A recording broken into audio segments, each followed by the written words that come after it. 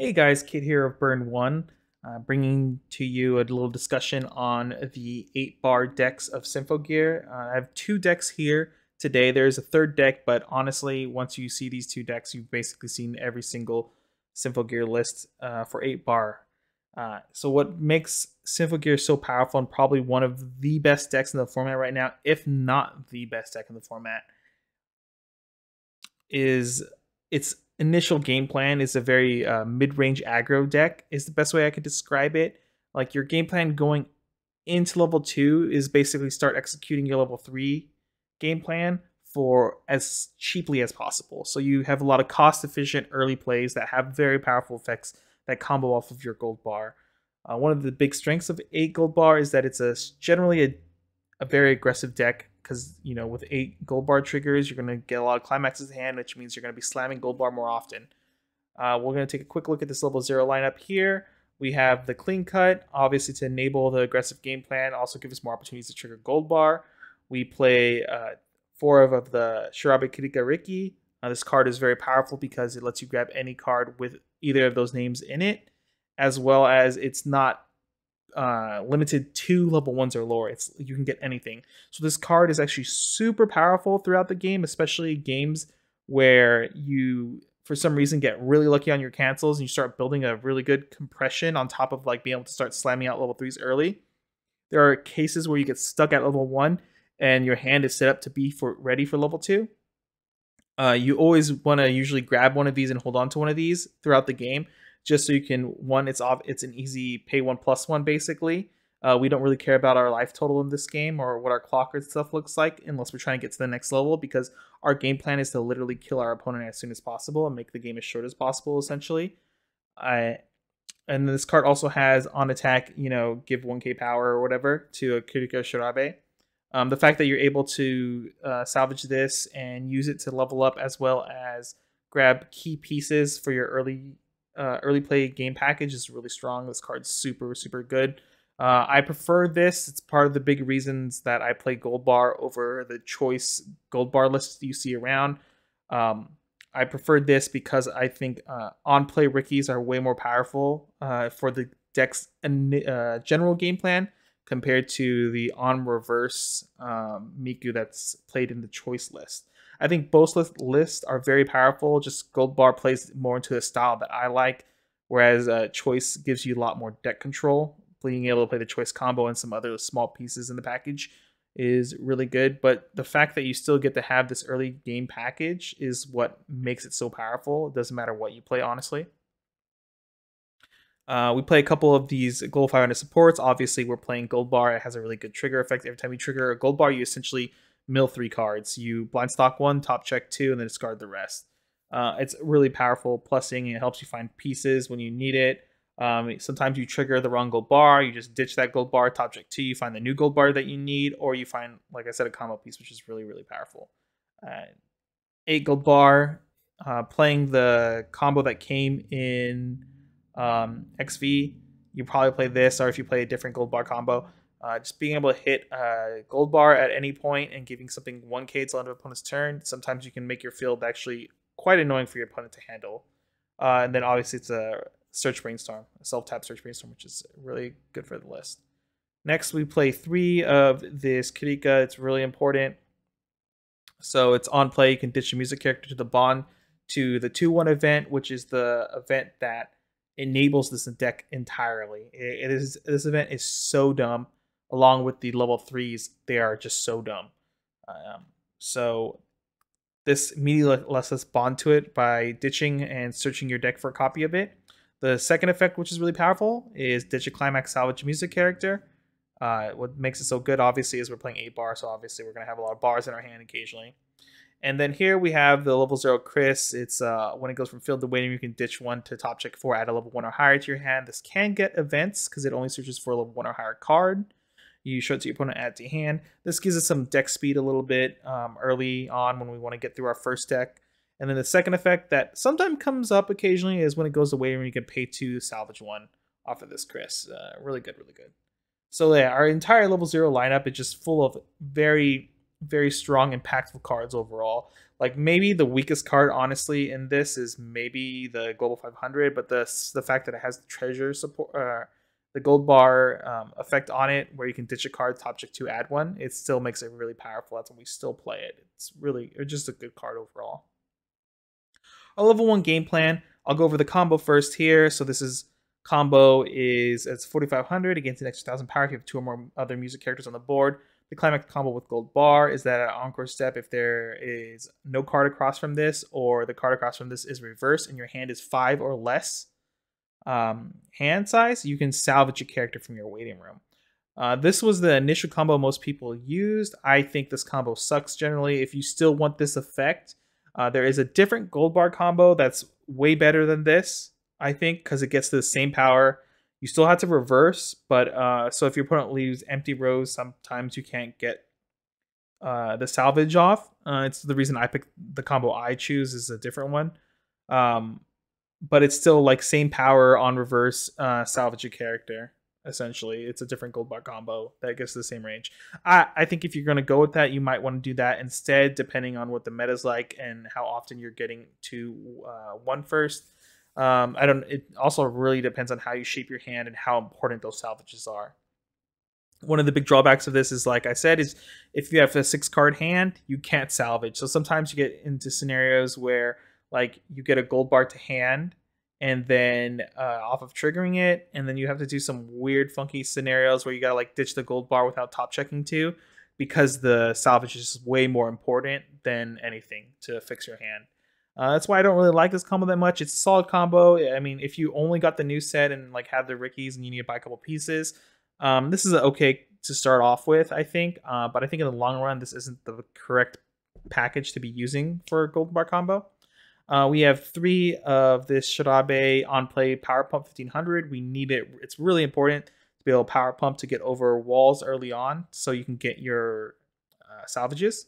So this is a really solid card, as well as it's on when it goes from field to waiting room.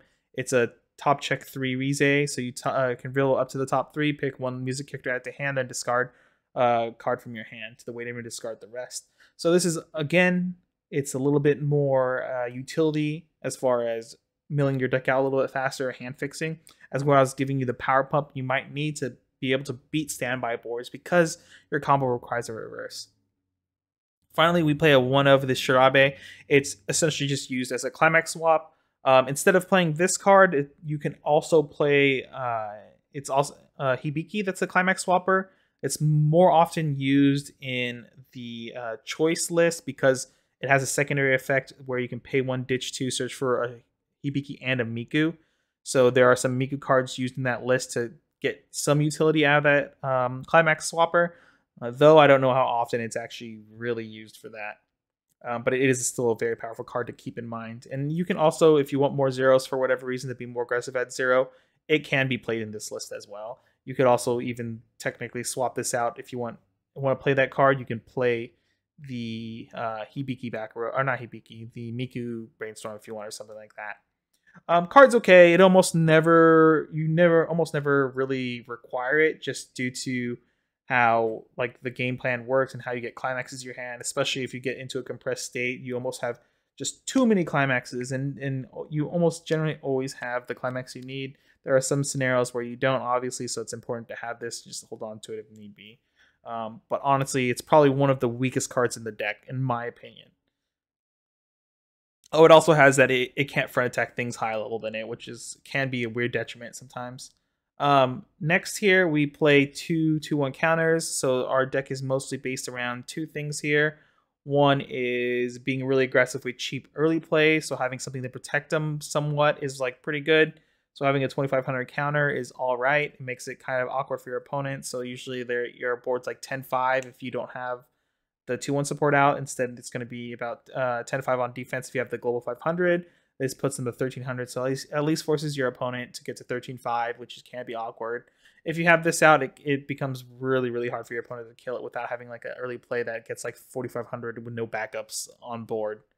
Then the second effect is top check when you use this. If it's a music character, add a hand, then discard.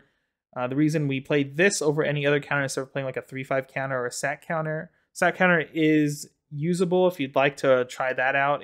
It's an option you can go with, especially if you splash red in this list for the stock swap. But the main reason I play 2 of this counter over anything else is because usually with how the game plan goes for this deck, we're playing this really aggressive game plan early on. When we counter, all we want to get out of it generally is we want to cheese out another turn, because a lot of the games where you are semi-even throughout the game, you should generally win, especially towards the end game. But sometimes you're so aggressive in your game plan and everything. Somehow you double comboed with your Kirika and Shirabes, and your opponent's still alive somehow. Usually their following turn is going to be their last turn, if anything, because you've already hit them to like 3-5, 3-6 ish, somewhere around there. They maybe heal down 1 or 2 because they've already had like more than 1 or 2 turns at level 3 because of how we accelerated the game state with our early plays. So generally, using an effect like this to cheese out an extra turn is more than enough to win games, because at that point you like win a lane maybe. Even if you don't, you can like basically add a soul to your opponent's character, so you have a higher chance of canceling, sorta, in the sense you get to remove damage from your deck, the top of your deck, give yourself more opportunities to cancel basically. Canceling an attack that you would take for like 3 or something can be really huge for this deck because it keeps you alive. That following turn, your opponent usually just dies to like push up back row swing 1-1-1 in most of those scenarios. And even some cases you do like save a level 3 with this, and you can play another level 3, and then you pay 1, play another level 3, and you can combo again, which is like insane if you get 3 turns of combos from level 2 and higher. With this deck, I don't even know how your opponent like even lives. That doesn't make sense to me if they can get through 3 combos with this deck of like tri-field 3 combos. And then finally, we have this 2-1 support here. It's just a level support in front. Has the same effect as our Global 500, where if you hit a gold bar, you can ditch a card from your hand to top check 2, add 1, discard the rest. Very strong effect, so it's really good that's on this level support. So if we swap out supports or something, we still get that effect. In some cases, you can have like the Global 500 and this out and no Brainstorm, and then you hit a gold bar, and then you just burn through your deck super fast in bad deck states, which is cool. Last effect is you can tap it to give, I believe it's 2,500 power. Let me make sure here. Oops, that's not it. No, sorry, 1,500 power to one of your level 3s, or any character actually, because the only way you give power is if you have this event in your level zone, which the event itself will put itself into level zone. It swaps out with another card. So this is your early play event. It's super powerful. Like I said, it combos with the package of level 3 or the level 0 here. So this card is, you have to have if you have 3 or less music characters, you can't play this card. So you want to have 4 or more music characters on the board. Generally, you get to 4 music characters. You pay 1, send this specific level 0 to memory, and it comes back to your hand at start climax phase. So remember that. It's really important to remember, add that to your hand. Sometimes you forget when you're first starting off with this deck. It happened to me, and because of that, I lost the game. So you do that, and then it also has to be standing for whatever reason. But as long as you do that, you can pick this Kirika Kirika level 3 and play it to the board. And this card's effect has, when it comes to the board, it has 2 different effects. You pick one. Obviously, it has on-play heal, and it's alright, good effect overall. The other effect is you can take the top card of your stock and put it to waiting room. If you do, you draw a card, then play another copy of this or this other level 3. And this other level 3 has the same thing. It can either heal, or you can, when it comes to play, you can pay 1, draw 1, play one of your level 3s, one of these specific level 3s. So essentially, they combo off with each other. This makes it so at level 2, you pay 3 stock, and suddenly you have a board of 3 level 3s that combo that turn to kill your opponent. It also replaces itself in your hand. So there are plays where you can make high rolly plays. Look at the odds of you drawing into the climax you need. You might, maybe on the 3rd one, you instead pay 1 to draw 1, even if you don't have another level 3 to play, instead of doing the heal, just to get to the climax maybe that's on top of your deck. And also, there are a lot of games where you will play these and then you draw into another copy, and you can just keep going and going, so it kind of cascades into itself. It gets really silly sometimes how ridiculous this deck is. And the last effect of this is you pick a card in your level zone and swap it, and put the card into waiting room. So these level 3s, what makes them so powerful is the fact that they can come in early for such a cheap cost. So yeah, I've already explained how you cheese them out basically. Or like you just resolve one of these events and then you can play a bunch of these level 3s. The last effect is with the same gold bar on both of them, they have separate effects. Krika is Mocha, so well, it's sort of like a Mocha. It's top check 2 of your opponents, pick any number of cards, put them in the waiting room, put the rest back on top, and then this card gains an extra 1,000 power for the turn. What makes this such a deadly combo is that a lot of deck states on their second deck in Weiss is when they're most of the time, like some of the most compressed they can be generally around that time if you're constantly answering their board. So the fact that you get to drop this level 3, you get to clear the path for 2 damage, and then like they only get 1 card to flip basically, 1 to 2 cards to flip to see if they cancel is really powerful. So more times than not, you're taking your opponent from 2 all the way to 3 in 1 turn. If they're at 2-0 and you triple Krika, there's a really high chance they're going to be level 3 next turn. Very rarely are you ever in a state where you like triple Krika and your opponent's still like 2-3 or something like that. The fact that you get to clear the way for damage is really, really powerful. In some cases, if you high roll really hard, top check 2, reveal 2 climaxes, and dump 2 climaxes out of their deck, it's really huge if that happens, especially if they get into the game state of having a crazy compressed deck. Next, we have the Shirabe level 3 here, same gold bar. The combo, though, is on attack. If you have the gold bar, you can ditch a music character, specifically a music character. It's really important. You can't ditch events. You can't ditch climaxes. So you have to make sure your hand can sustain this. Luckily, these cards replace themselves when they come into play. If you so choose to, you can pay 1 to draw 1, like I said. So they almost pay for themselves. Or the Shirabe almost pays for herself, basically. It almost becomes a pay 1, burn 2, essentially. So on attack, ditch a music character. If you do, you burn 2 to your opponent. One thing to note is that generally you want to do triple Krika into Krika double Shirabe for your level 3 game. That's usually the path you want to take because you can recycle your 2-1 event to play another Krika for 1 cost of 1, and then pay these out for 1. So you're getting these Shirabes out fairly cheap, which is really, really powerful. Depending on your opponent's deck state too, you got to keep that in mind. What will be more useful for your in-game plan? Do you want to clear the path for guaranteed damage, or do you want more opportunities to deal damage? You got to be aware of how many climaxes in your opponent's deck and which one is more impactful. Generally, when you're trying to kill your opponent, Shirabe is going to be the better one, because the only time Shirabe or Krika is just better than Shirabe as an in-game plan is when the top cards of the deck are 2 climaxes. That's the only time it's Krika is just better than Shirabe.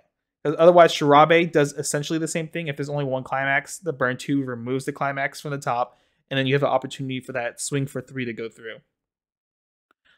So generally, that's how you want to line up your plays. You want to triple Krika into a Krika and double Shirabe, or sometimes triple Shirabe if you can. But generally, you still want 1 Krika, especially if your opponent has a level 3 on the board, because there are plays that I've used multiple times to kill my opponent. The play is you always generally want to have the Krika in front of a level 3, because you can use the top check 2 ability. You can side for 0, top check 2, remove the climax, put it on back, and then swing. And generally, you're gonna not trigger because most of your triggers already have the deck at this point. So you swing in for 3, or swing in for 0. Then you get the guaranteed burn 2 off of this to kill your opponent. There are a lot of times where my opponent's at 3-5. I'll side with the Krika, top check. There's no climaxes there. Trigger, don't trigger anything. Then go in with the Krika for the Shirabe for the guaranteed burn 2 that kills them. You make that play actually a lot, and it's very important to keep that in mind as much as possible when playing this deck, because that's a consistent line of play that comes up all the time. So it's one of the first things you need to look to. Look at your opponent's clock, look at see what damage they're at, and then figure out from there whether you want to have that specific setup, or like if that setup's even going to be something worth like looking at. Usually it's really important, and usually it happens, and there's always opportunities to do that play, which is really obnoxious. I've done that to people and they get really upset. It's the best feeling ever. Finally, obviously, we have 8 gold bars here because it's an 8 gold bar deck. So this is the general list that was basically used as soon as the set came out. This is what people found in Japan mostly, what they ended up liking. You might fudge the numbers around a little bit depending on what you want to do. Some people like to bump this up to 3, which is probably maybe more important to have that at 3 of. But this is the general list.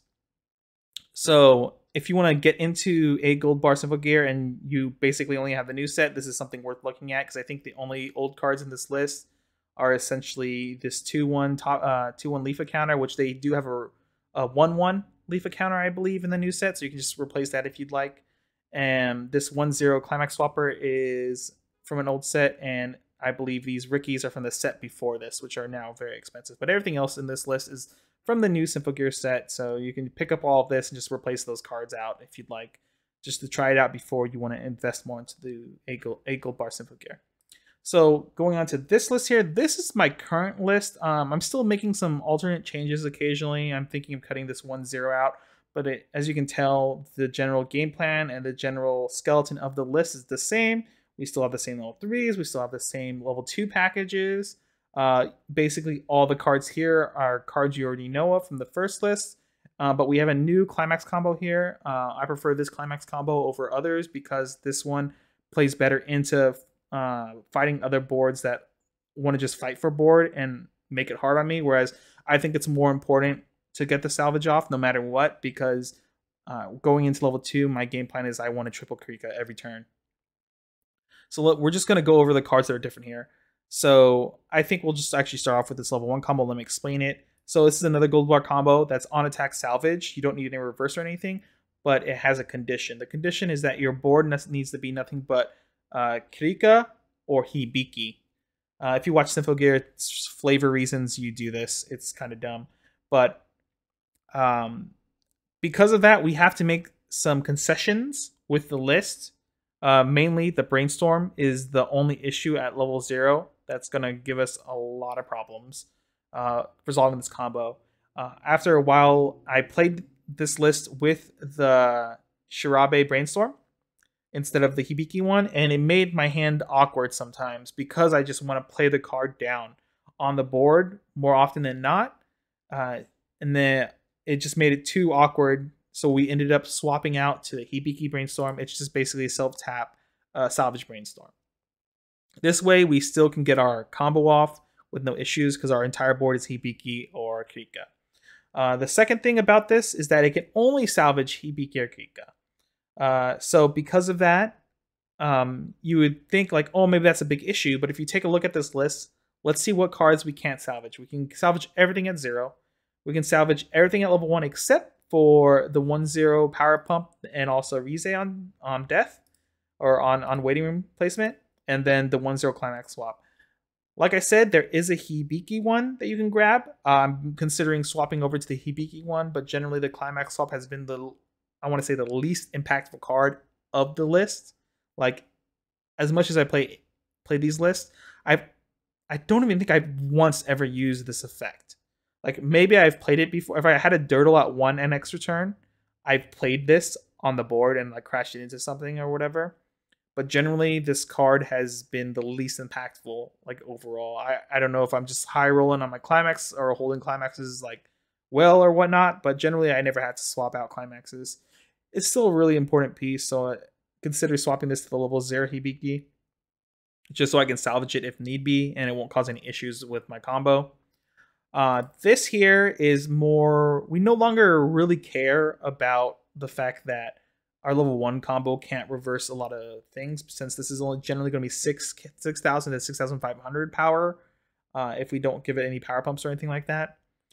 Generally, most level ones right now are killable by this until you hit against like heavy standby lists who care to fight for board all the time. At which point you just don't care and you just crash this in. You're like, who cares? I'm just gonna next turn I'm gonna triple Kirika anyway and you're dead. Um, so we don't care as much about the 1500 power pump. But the reason we keep this in the list right now, I've found great utility with this card as being the fourth card on the board to enable my 2-1 event. Since I need 4 music characters on the board before I can play this card, this has been a common occurrence of like, I'll have the back row set up, and then drop down the level 0 Kirika here to get the event, but I still need a 4th card. This is a really good 4th card because it lets me overplay this as my last slot if I so choose to or even my second slot, depending what my hand looks like. If for some reason I can't get multiple level 3s to hand, this gives me extra opportunities to find level 3s, swap it out, and then still play the level 3s. So you can make a play of like Slam Krika, and then there pay 1, play another Krika, but play it over this 1-0, and then it goes to the waiting room. You use its effect before you resolve Krikas and come into play effect. You top check 3, add the level 3 that you find off of the top 3 to your hand, and then now you have the 3rd level 3 to just start slamming. And even if you don't, you can still pay 1 and maybe high roll, because now you remove 3 cards out of your deck that were not level 3s, and you know exactly how many level 3s are still in your deck. You can maybe have an extra chance to find another level 3. So it's almost like top check 4 to find a level 3 when you play over this, which is pretty good. As well as there are some game states where you just want to mill 3 cards out of your deck because like you're not in the best game state, and if you slam a Climax next turn and do the combo and overplay this, you'll be in a position that's like a lot less worse than you are. But generally, like I said before, you don't care much about your damage because you're basically going fast as possible with this list. Like I said earlier, at level 0, we have this Hibiki Brainstorm. It's just a mill 4 salvage. Solid, works well with our 1-0 combo because of it. Next, this is the only other card here that should be brand new to you guys. It is on play, ditch a card, pick a music character from your clock, add it to hand, and then take the top card of your deck and put it to clock. This turned out to be a really powerful card. I played it at a waifu event or OTP event, where it's Kirika and Shirabe basically deck only. I played this as a 2 of in there, and I got so much utility out of this card. It's insane how much utility you get out of this.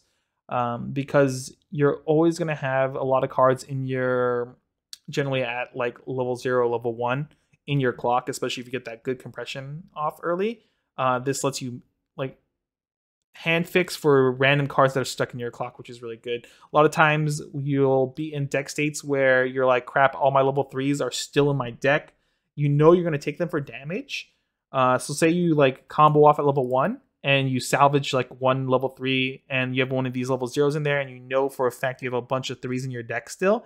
You can grab this Krika, the clock grabber, and the following turn you can play this as your 4th character to resolve the 2-1 event while grabbing one of your level 3s out of the clock that you knew was going to go to clock because you had a absurd number of level 3s still in your deck. It's put in so much work in this list that I almost feel like it's required in 8-bar. And the fact that it lets you ditch bars out of your hand too is always really, really, really powerful. Obviously, you always take that chance of like maybe putting another bar in your clock or something, but it is what it is. You don't care as much because we're looking to kill your opponent as soon as possible. Like I've said, I've gotten so much utility out of this card. It's a really good card, and I'm really happy it's in this list. And then we play a 1 of 2k counter. We basically use this to protect our early plays. Sometimes you can actually save one of your level 1s combos and combo off again. You got to pay attention to your matchups. It's really important to understand your matchups. Like, for example, if you're playing against standby, you got to understand that if you're at literally 1-0 and your opponent's playing standby and your board is going to live into their next turn with standbys on the board, like even if they slam a climax, they're only going to be swinging in for 1-1-1. You have to realize in those scenarios that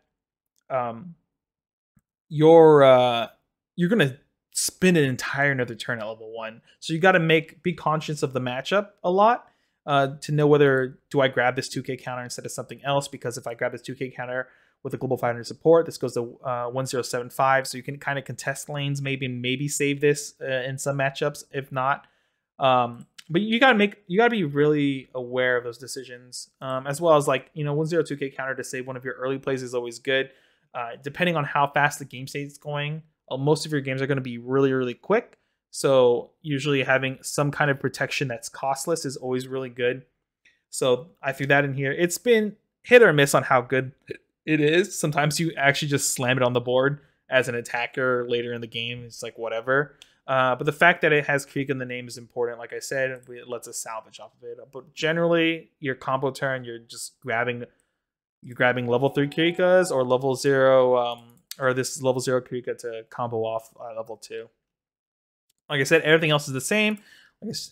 Combo here is gold bar as well. Like I said, I prefer this list. I think if you're going to play 8 gold bar, this is like the combo to go to. Yes, it hurts your little gold bar package. You don't get to have that new brainstorm, but you essentially only give up on the brainstorm generally.